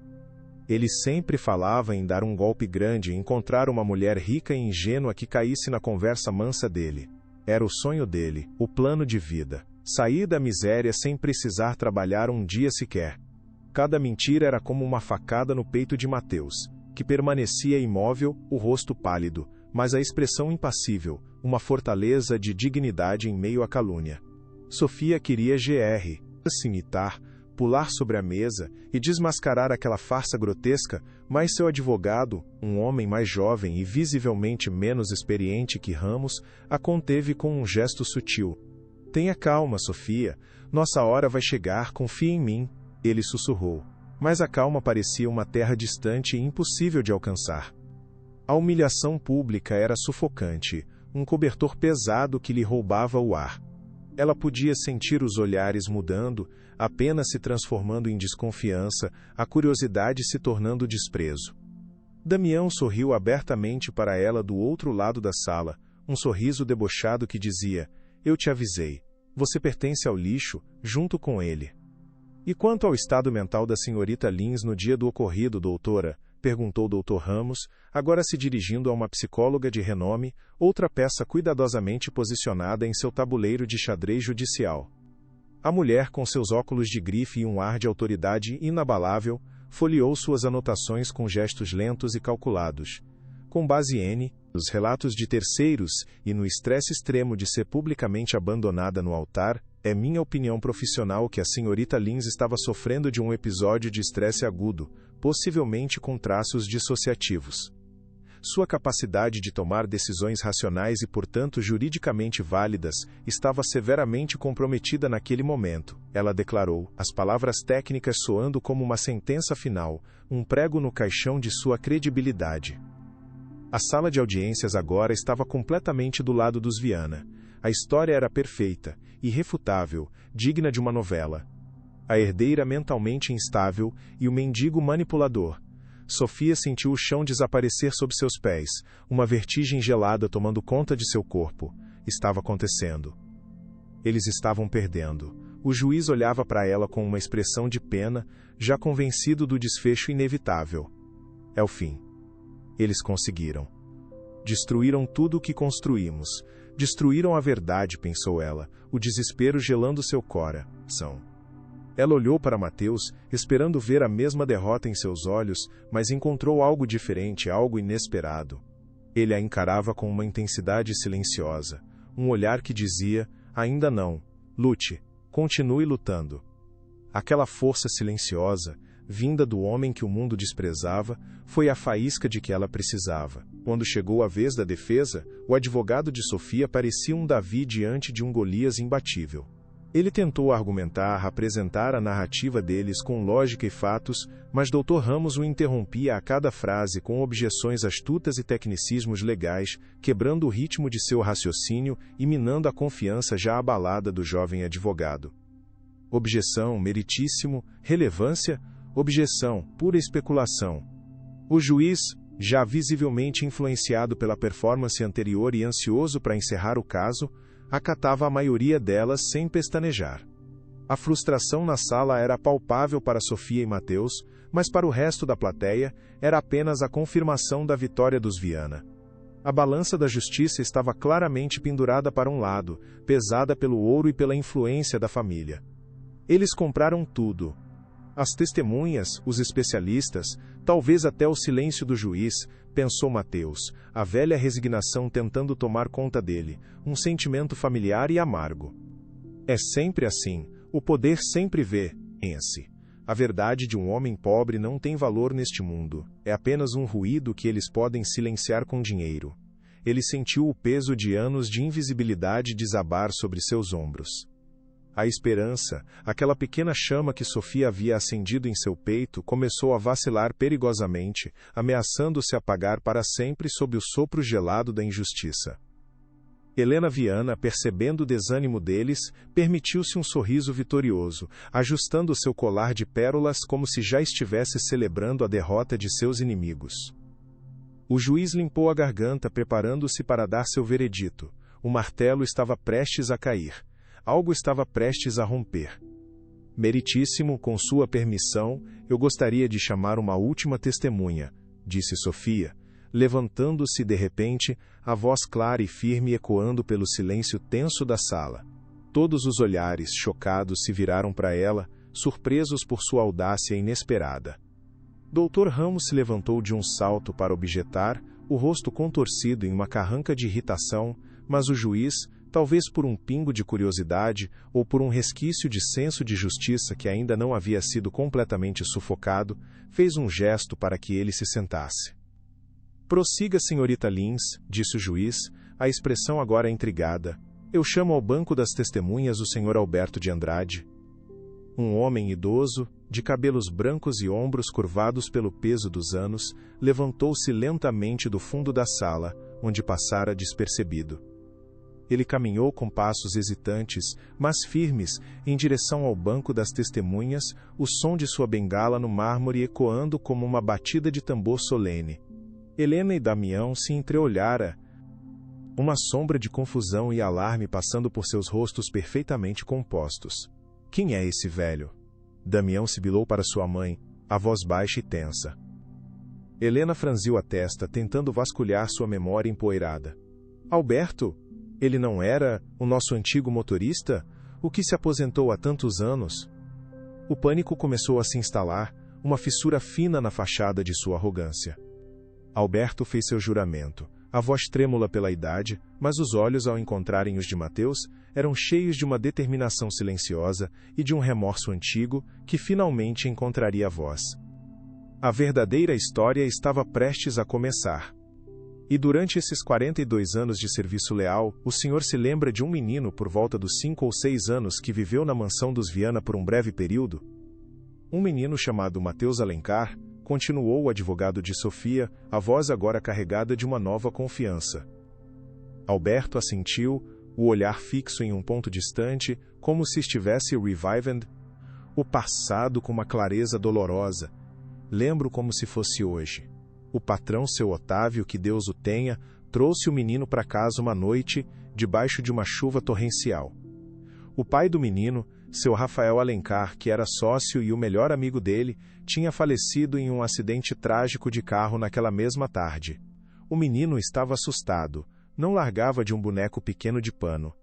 Seu Otávio prometeu na frente de todos nós, os empregados, que cuidaria do menino Mateus como se fosse seu próprio filho, que honraria a memória e a parceria que tinha com o pai dele, o homem que o ajudou a construir tudo. Doutor Ramos pulou de sua cadeira, o rosto vermelho de fúria. Objeção. Isso é irrelevante. Memórias cenes de um ex-empregado ressentido e esquecido. Mas era tarde demais. A semente da dúvida havia sido plantada, mas desta vez, contra eles. O senhor Otávio Viana e o senhor Rafael Alencar eram sócios? O senhor tem certeza absoluta disso? Pressionou o advogado. Absoluta. Eles começaram a empresa juntos, em uma salinha pequena no centro da cidade. Eu mesmo os levava para as reuniões em meu velho carro. Seu Rafael era o cérebro, o gênio criativo. Seu Otávio era o homem dos negócios. A fortuna Viana foi construída por 2 homens, não por um, declarou Alberto. A expressão de Damião era uma máscara de fúria contida, que finalmente se quebrou. Esse velho está mentindo. Meu pai construiu tudo sozinho, com o suor do seu rosto, ele gritou, perdendo a compostura pela primeira vez e revelando a insegurança por baixo da arrogância. O juiz o advertiu com um olhar severo e uma batida do martelo. Helena colocou a mão no braço do filho, o rosto pálido de pavor. Cale a boca, Damião! Cale-se agora! Doutor Ramos tentou desesperadamente retomar o controle da situação, que lhe escapava por entre os dedos. Meritíssimo, isso é um circo. Onde estão as provas concretas? São apenas palavras de um velho. Não há documentos, não há nada que comprove essa fantasia absurda e conveniente. Ele estava tecnicamente certo. A palavra de Alberto, por mais sincera e comovente que fosse, não era suficiente para vencer uma batalha legal. A falsa resolução parecia estar se reafirmando, a esperança ameaçando escapar mais uma vez. O juiz olhou para o advogado de Sofia, a ímpe, ciência retornando ao seu rosto. O senhor tem alguma prova material para corroborar o testemunho desta testemunha? O momento da verdade havia chegado. O ar na sala podia ser cortado com uma faca. Sofia olhou para Mateus, que lhe deu um leve aceno de cabeça. Era agora ou nunca. Ela se levantou, segurando o objeto que continha a chave para tudo, o coração batendo forte contra as costelas, um tambor de guerra anunciando a virada da maré. Nós temos, meritíssimo, nós temos a vida inteira de Mateus Alencar bem aqui. Ela ergueu o velho asterisco diário por de capa de couro gasta. Este objeto, meritíssimo, pertence a Mateus Alencar desde que ele era criança, disse o advogado de Sofia, pegando o caderno com um cuidado quase reverente, como se segurasse uma relíquia sagrada. É um registro fragmentado e doloroso de uma vida roubada, as memórias confusas de um menino que perdeu tudo da noite para o dia. Mas entre os desenhos e as anotações infantis há provas irrefutáveis que a família Viana passou décadas tentando esconder e apagar da história. Ele abriu o caderno em uma página específica, amarelada pelo tempo, e o colocou no retroprojetor, para que toda a sala pudesse ver a dor. A imagem que apareceu na tela era um desenho infantil, o mesmo que Sofia vira antes. Duas figuras de palito, uma grande e uma pequena, de mãos dadas em frente a um portão de ferro com detalhes elaborados. Senhor de Andrade, o senhor reconhece este desenho? Alberto se inclinou, os olhos se estreitando para enxergar melhor. Sim, meu Deus, sim, é o portão antigo da mansão. E aquele? E esse parecem ser seu Otávio e o pequeno Mateus. Lembro do dia em que chegaram. Foi exatamente assim. Ao lado do desenho, havia uma data, escrita com a caligrafia hesitante de uma criança. Essa data, meritíssimo, corresponde exatamente à data de uma grande doação anônima, feita pela Viana Corp a um orfanato local. O mesmo orfanato para onde Mateus foi levado e abandonado semanas depois, revelou o advogado. Um suspiro coletivo encheu a sala. A coincidência era esmagadora, sinistra. Damião estava branco como um fantasma. Isso não prova nada? É circunstancial, gaguejou o Dr. Ramos. Talvez isso prove meritíssimo, disse o advogado, a voz calma e letal, preparando o golpe final. Ele folheou outra página do caderno, revelando algo dobrado e cuidadosamente escondido entre as folhas, preservado por décadas. Era um envelope velho, amarelado e manchado. Mateus, como a criança assustada que era, guardou o único documento que seu pai lhe deu antes de morrer, dizendo para nunca perdê-lo. Ele não sabia o que significava, mas sentia em seu coração que era importante. Ele o protegeu por toda a sua vida, nas ruas como seu único e mais precioso tesouro. Com mãos enluvadas, o advogado retirou o conteúdo. Era a cópia do contrato social original da Viana Corp. E lá, em tinta desbotada, mas perfeitamente legível, estavam duas assinaturas: Otávio Viana e Rafael Alencar. 50% para cada um.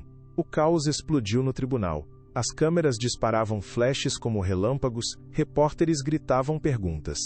A verdade, brutal e inegável, estava exposta para o mundo. Mateus Alencar não era um golpista. Ele era o herdeiro legítimo de metade da fortuna Viana. Helena Viana soltou um soluço, o rosto desfigurado pelo choque e pela derrota. Damião, cego de raiva e desespero, levantou-se e apontou para Mateus. Você, desgraçado!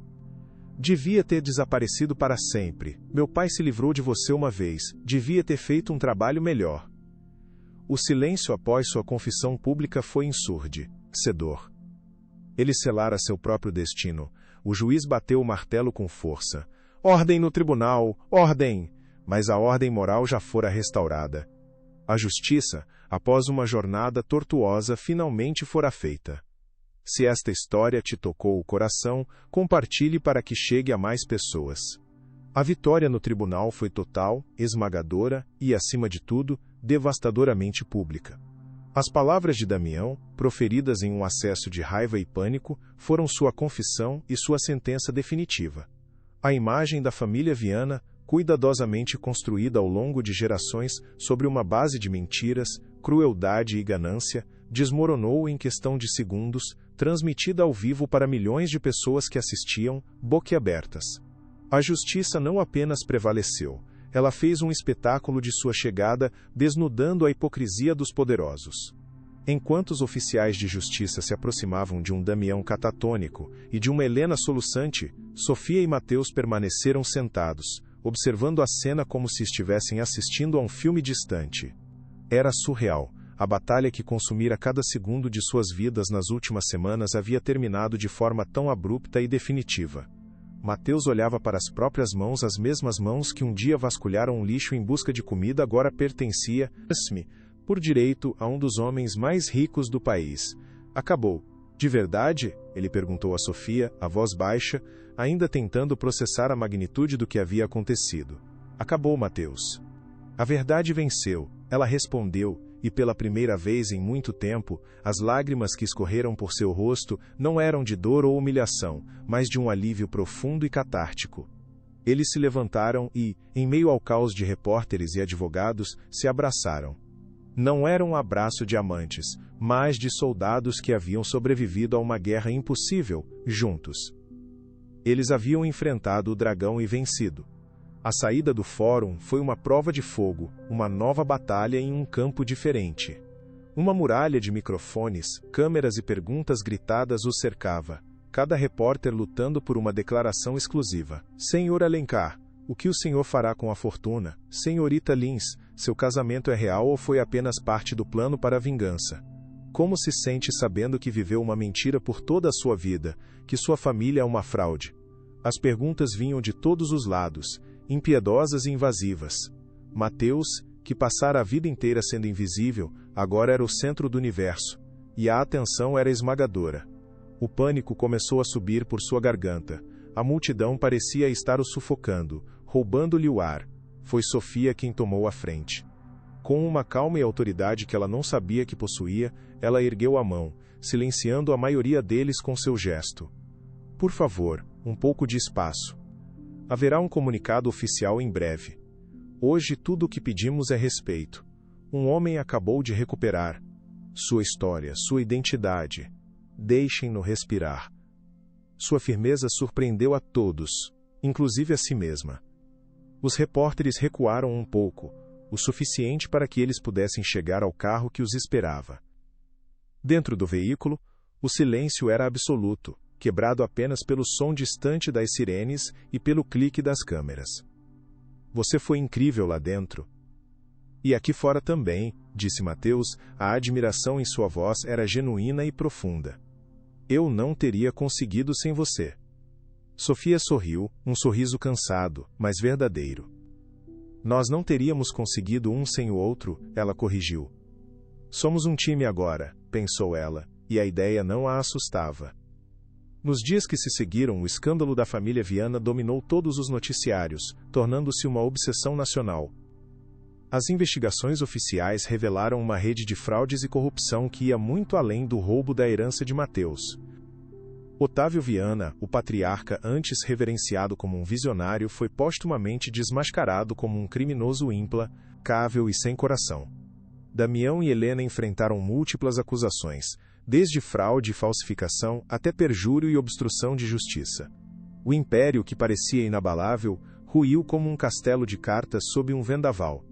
Enquanto o mundo se deliciava com a queda dos poderosos, Sofia e Mateus se refugiaram na mansão, que agora parecia menos uma prisão dourada e mais um santuário, um lugar para curar as feridas. Eles passaram horas conversando, preenchendo as lacunas de suas vidas, unindo os fragmentos de suas histórias. Ele contou a ela sobre os anos no orfanato, sobre a solitude esmagadora e a pequena chama de esperança que nunca morreu completamente. Ela contou a ele sobre sua própria prisão, a de viver para agradar, para manter uma perfeição que a sufocava. Eram de mundos diferentes, mas suas almas falavam a mesma língua de dor e resiliência. O que você vai fazer agora, Mateus? Com tudo isso? Ela perguntou uma noite, enquanto observavam as luzes da cidade pela janela panorâmica da sala. A pergunta pairou no ar, carregada com o peso de infinitas possibilidades. O dinheiro não era o prêmio, eles sabiam. A verdade era. E o que ele faria com essa verdade definiria o homem que ele se tornaria. Eu não quero essa vida. Não a vida deles. Construída sobre a dor dos outros, Mateus disse finalmente, a voz firme, com uma convicção inabalável que vinha do fundo de sua alma. Eu passei anos sendo invisível, sendo tratado como lixo, como se minha existência não importasse para ninguém. Eu sei o que é sentir frio, fome, medo. Sei o que é ser olhado com desprezo, ser menos que humano aos olhos da sociedade. Eu não posso simplesmente virar as costas para as pessoas que ainda estão lá, vivendo o que eu vivi. Sofia ouvia, o coração se enchendo de uma admiração profunda e avassaladora. Ele não fora corrompido pela riqueza repentina. Ao contrário, sua experiência de privação havia forjado nele um caráter de aço e uma empatia rara. Eu quero usar esse dinheiro, essa influência, para dar a outros a chance que eu nunca tive. Uma chance de serem vistos, de terem uma voz, de recuperarem sua dignidade. Quero construir algo que dure, algo que realmente faça a diferença neste mundo cínico. A paixão em sua voz era contagiante, uma força da natureza. Ele não estava falando de caridade, de dar esmolas para aliviar a consciência. Estava falando de mudança sistêmica, de justiça social. E eu quero que você faça isso comigo, Sofia. Se você quiser, é claro. Sua inteligência, sua força. Nós podemos fazer coisas incríveis juntos. O convite não era sobre negócios ou sobre o casamento de fachada. Era sobre um propósito compartilhado. Era uma proposta muito mais real e significativa do que aquela lhe fizera na escadaria da igreja. Sim, 1000 vezes sim, ela pensou, o coração transbordando. A transição foi monumental e rápida.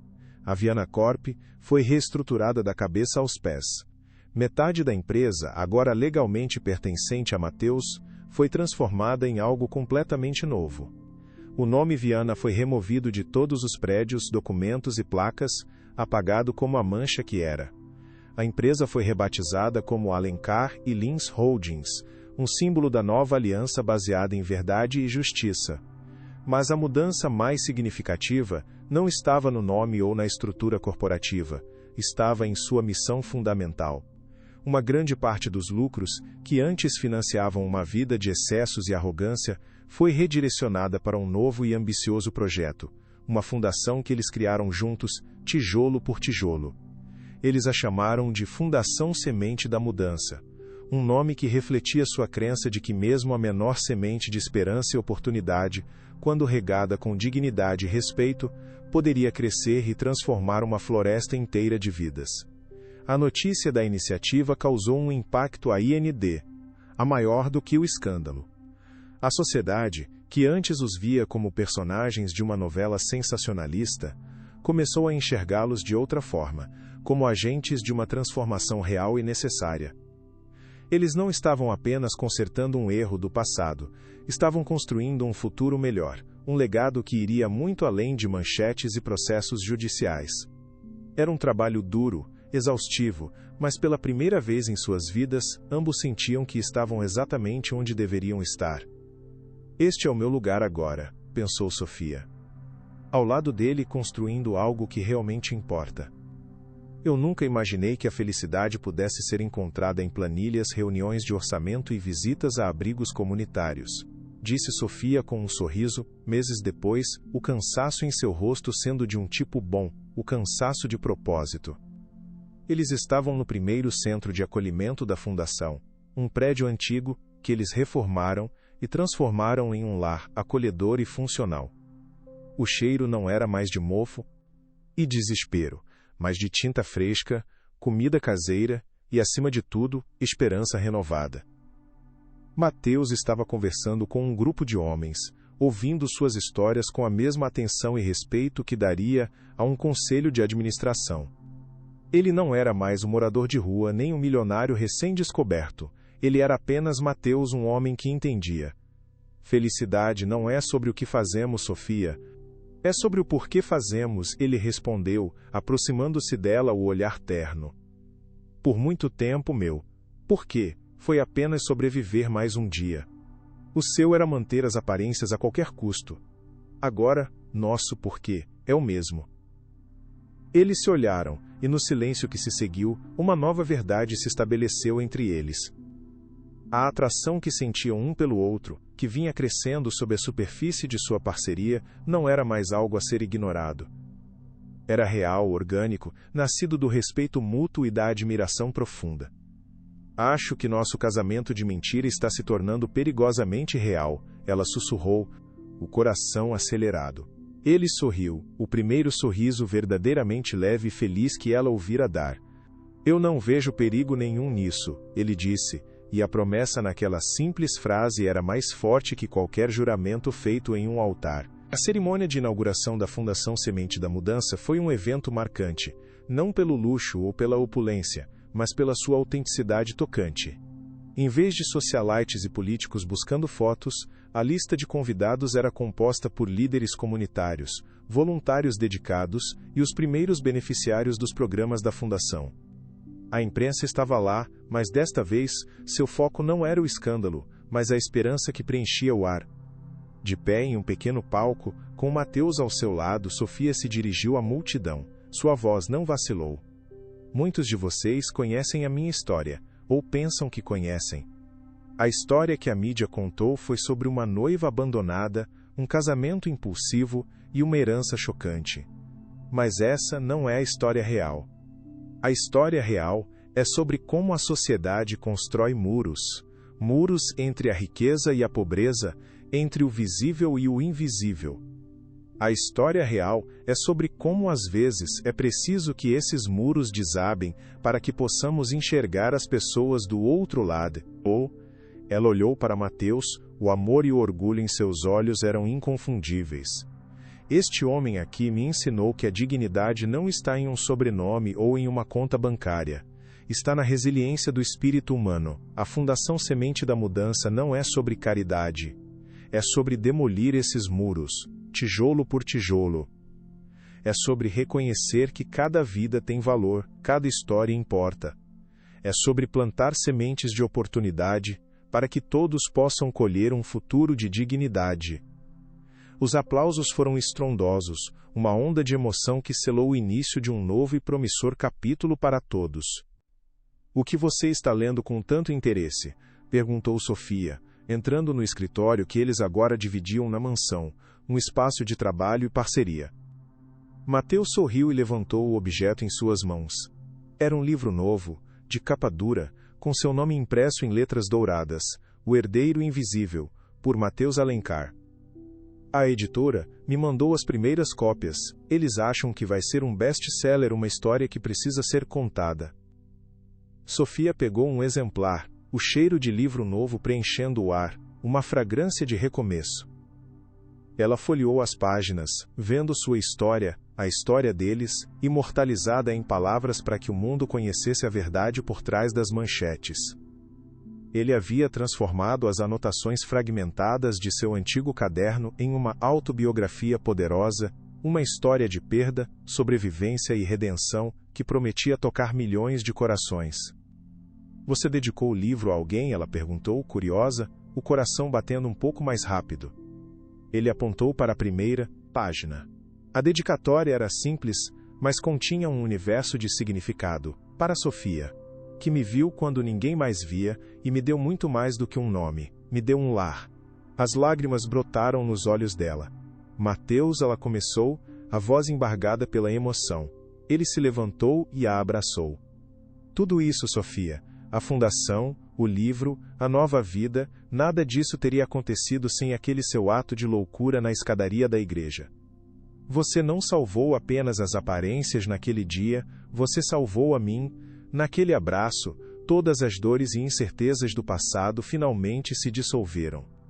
A mansão, antes um símbolo de opressão e solidão fria, tornou-se um lar vibrante e cheio de vida.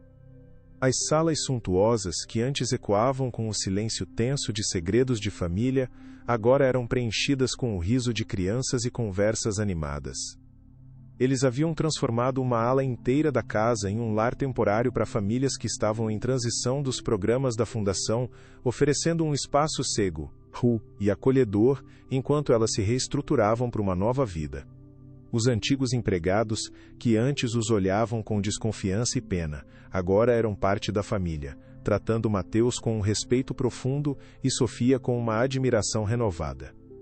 Lúcia, a governanta que vira Sofia crescer em uma gaiola dourada, disse a ela um dia, com os olhos marejados de emoção: "Nunca a vi tão feliz, minha menina." Seu pai estaria orgulhoso, você encontrou a sua própria força, seu próprio caminho. E era verdade. Sofia não precisava mais da aprovação de ninguém, ela havia encontrado sua própria voz, seu próprio propósito. Ela não era mais a herdeira frágil, mas a arquiteta de seu próprio destino, uma mulher que transformou a maior humilhação de sua vida em sua maior vitória. E ao seu lado, tinha um parceiro que não apenas a amava por quem ela era, mas que a inspirava a ser uma versão ainda melhor de si mesma todos os dias. Eu finalmente entendi o que é ser rica de verdade, pensou ela observando Mateus. Brincar com as crianças no jardim, seu coração transbordando de uma riqueza que dinheiro algum poderia comprar. O primeiro gesto de reparação simbólica foi a instalação de uma grande placa de bronze na entrada do edifício principal da Alencar e Lins Holdings. Suas palavras, gravadas em letras imponentes, eram poderosas. Em memória de Rafael Alencar, cofundador visionário, cuja genialidade foi a semente deste império, e cujo legado de integridade foi injustamente apagado por décadas de ganância. Que esta placa sirva como um lembrete eterno de que a verdade, por mais que seja enterrada sob o peso de mentiras, sempre encontrará o caminho de volta à luz e à justiça. Eles a inauguraram em uma cerimônia privada, apenas com os funcionários mais próximos e os primeiros bolsistas da fundação. Para Mateus, foi o fechamento de um ciclo de dor indescritível. Era a devolução pública da honra de seu pai. Ele teria tanto orgulho de você, Mateus, disse Sofia segurando sua mão com força durante a Menter Etel, na cerimônia. Ele estaria orgulhoso de nós, ele corrigiu, a voz embargada. Além da placa, eles criaram as Bolsas de Estudo Rafael Alencar, um programa ambicioso e generosamente financiado pela Fundação, destinado a apoiar jovens de orfanatos com grande potencial acadêmico e artístico. Na primeira cerimônia de entrega das bolsas, Mateus discursou com uma emoção que contagiou a todos. Eu sei o que é olhar para o futuro e ver apenas um muro intransponível. Hoje quero dizer a cada um de vocês, vocês não estão sozinhos, seus sonhos importam. Rafael Alencar, meu pai, acreditava que a maior riqueza de um homem é o conhecimento. Com estas bolsas, estamos honrando seu legado da forma mais poderosa possível, investindo em vocês. Em meio a todo o trabalho transformador da fundação e da empresa, o relacionamento deles floresceu de forma silenciosa, natural e inevitável. O amor não foi uma explosão repentina, mas uma construção diária, edificada sobre a base sólida do respeito mútuo e da admiração. Foi construído nos pequenos detalhes que revelavam o cuidado profundo que tinham um pelo outro. Foi na forma como ele sempre lhe trazia uma xícara de chá, sem que ela pedisse quando havia trabalhando até tarde no escritório, ou como ela instintivamente tocava seu braço para acalmá-lo quando as memórias dolorosas do passado pesavam em seu olhar. Uma noite, exaustos após um longo dia, eles estavam sentados na varanda da mansão, olhando as estrelas em um silêncio confortável e cúmplice. Sabe, Sofia, ele disse, quebrando o silêncio, na rua, eu olhava para as estrelas e me sentia a criatura mais solitária do universo. Era um lembrete constante de quão pequeno e insignificante eu era para o mundo. Ela se virou para ele, esperando que ele continuasse, o coração apertado. Agora, quando eu olho para as estrelas com você, eu sinto que faço parte de tudo isso. Eu sinto que pertenço a algum lugar. Você é meu lar, Sofia.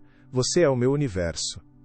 A simplicidade e a sinceridade de suas palavras a atingiram mais fundo do que qualquer poema ou declaração grandiosa. Eu também me sentia sozinha, Mateus. Mesmo cercada de luxo e de pessoas. Acho que nós dois estávamos perdidos, até nos encontrarmos, ela respondeu, a voz suave. Ele pegou a mão dela e a beijou. Foi um gesto simples, mas selou o contrato não escrito que seus corações já haviam assinado há muito tempo. O casamento de mentira havia se tornado a verdade mais real e preciosa de suas vidas. A imprensa, que um dia se deleitou com o escândalo e a humilhação, agora contava uma história completamente diferente. Uma de resiliência, justiça e redenção. Revistas que antes publicavam fotos borradas deles no tribunal agora disputavam uma matéria de capa exclusiva sobre o sucesso estrondoso da Fundação Semente da Mudança. Mateus, antes um rosto anônimo e desprezado, tornou-se um dos filantropos mais respeitados e influentes do país, sua história pessoal um farol de esperança para milhões de pessoas que se sentiam invisíveis e esquecidas pela sociedade. Eles usaram essa nova e poderosa plataforma não para a autoglorificação ou para se deleitarem com a vitória, mas para ampliar as vozes daqueles que a sociedade se recusava a ouvir. Eles participavam de debates públicos, defendiam políticas sociais mais justas e lutavam incansavelmente por moradia digna, segurança alimentar e acesso à saúde para a população em situação de rua. Usando sua influência para efetuar mudanças reais e duradouras. Eles transformaram veneno em remédio, escreveu um famoso colunista social em um artigo que viralizou. A história de Sofia Lins e Mateus Alencar não é mais sobre a queda espetacular da família Viana, é sobre a ascensão triunfante do espírito humano. Eles haviam reescrito sua própria história, não com raiva ou vingança, mas com compaixão e um propósito inabalável. Eu não me importo mais com o que eles pensam, pensou Sofia, finalmente livre do medo do ridículo que a assombrou por toda a vida, sentindo uma leveza que nunca imaginou ser possível. 1 ano após o julgamento, Sofia recebeu uma carta. O envelope, de papel barato, tinha o carimbo do presídio onde Damião cumpria sua longa sentença por fraude, perjúrio e conspiração. Ela hesitou por um longo momento, a mão tremendo ligeiramente ao segurar o envelope. O que ele poderia querer agora? Depois de todo o mal que causou? Ela se perguntou, o coração apertado com a lembrança de velhas feridas. Com o apoio silencioso de Mateus, que colocou uma mão reconfortante em seu ombro, ela finalmente abriu. A carta não era um pedido de desculpas, pois Damião era incapaz de tal gesto de humildade. Era um lamento raivoso e egocêntrico sobre como a vida dele havia sido completamente destruída, culpando-a por cada detalhe de sua queda. Você e seu mendigo de estimação roubaram tudo de mim, a minha fortuna, o meu nome, o meu futuro. Espero que vocês apodreçam na sua felicidade falsa e hipócrita, dizia um trecho. Sofia leu as palavras venenosas e, para sua própria surpresa, não sentiu absolutamente nada. Nem raiva, nem dor, nem mesmo um pingo de pena. Era como ler palavras em uma língua estrangeira que ela não entendia mais. O poder que ele um dia tivera sobre ela, o poder de humilhá-la e diminuí-la, havia se dissipado completamente, como fumaça ao vento. Ela amassou a carta sem dizer uma palavra e a jogou na lareira. Enquanto observavam o papel se transformar em cinzas, um sorriso tranquilo e libertador surgiu em seus lábios. Acabou. De verdade agora, ela disse. Mateus a abraçou. Aquele era o verdadeiro desfecho. Não a vitória no tribunal, mas a libertação completa de seu coração das correntes do passado. 5 anos depois, a Fundação Semente da Mudança era uma força a ser reconhecida no cenário nacional. Com 15 centros de acolhimento espalhados por várias cidades e mais de 5.000 pessoas reintegradas com sucesso à sociedade com empregos, moradia e dignidade, seu impacto era inegável e mensurável. A história de Mateus e Sofia tornou-se uma lenda moderna, um conto inspirador sobre justiça e o poder transformador do amor e da empatia. Eles não eram mais definidos pelo escândalo que os uniu, mas pelo legado de esperança que estavam construindo juntos. O nome Viana era apenas uma nota de rodapé na história, um aviso sobre os perigos da ganância, enquanto o nome Alencar era um símbolo de integridade e superação. Em uma tarde ensolarada de domingo, eles estavam em um parque público que a fundação ajudara a revitalizar, não muito longe da igreja onde suas vidas se cruzaram de forma tão improvável. Mateus empurrava um balanço onde um menino de cabelos escuros e olhos brilhantes ria com pão provar a rir, uma alegria contagiante e pura. Mais alto, papai! Mais alto! Gritava o pequeno Rafael. Sofia observava a cena de um banco próximo, um sorriso sereno em seu rosto, a felicidade preenchendo cada parte de seu ser. Ele tem a sua determinação, disse Mateus, aproximando-se dela e passando o braço por seus ombros. E ele tem o seu coração gentil, ela respondeu, encostando a cabeça em seu ombro, sentindo-se completa. O pequeno Rafael era o símbolo vivo de seu futuro, um futuro construído não sobre aparências, mas sobre verdade, propósito e amor. A jornada havia sido tortuosa, mas no final, eles não apenas encontraram justiça. Encontraram um ao outro. E provaram que a verdadeira riqueza não está no que se tem, mas na nobreza de espírito e na coragem de lutar pela verdade.